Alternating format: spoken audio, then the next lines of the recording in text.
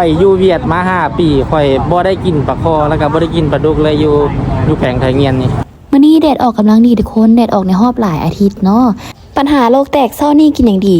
ชีวิตของนักศึกษาเวียดนามที่มาห่างไกลจากบ้านบ่ฮู้ว่าสิกินอย่างดีมันบ่คือบ้านเฮาเนาะอาหารอยู่นี่ก็ได้เพราะว่าอาหารสิหรูสิแพงส่ำใดก็บ่สู้ฝีมืออีแมวเฮ็ดให้กินดอกเนาะทุกคนและในขณะนั้นที่2ไอ้น้องกำลังขี่รถซอกหาอาหารก็ได้เหลียวเห็นแม่ป้านึงลาวอยู่ล่อขายอีหยังน้อแวะเบิ่งก็น่าแต่เฮาก็โชคดีมื้อนี้เฮาเจอปลาครับปลาดุกเนาะอันนี้มัน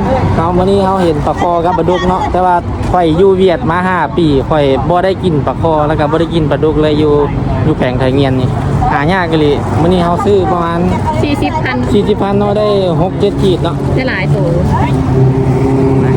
แม่กลับมาห้องแม่ก็ฮี้ฟ้าวแกงใส่นมไม่สมไม่อ้ายกินเลยเนาะเฮาแกงเป็นปลาคอเนาะแกงใส่นมไม่สมแซ่บๆเลยทุกคนคิดฮอดบ้านแฮงนี่ขนาดเมฆมาอยู่เพียง3 ปีทุกคนยังคิดฮอดตำบักหุ่งบ้านเฮาเลยเนาะป่านี้เฮาก็ปิ้งใส่หม้อไร้น้ำมันทุกคนบ่มีหม้อปิ้งเตาถ่านเนาะนี่เป็นตาแซ่บอยู่เด้อแม่ขอเป็นอีกหนึ่งกำลังใจให้ทุกคนเด้อที่มาเรียนหรือว่ามาเฮ็ดเวียกอยู่ต่างประเทศเนาะสู้ๆเด้อนี่อาหารได้แล้วไปกินข้าวกันเด้อบ๊ายบาย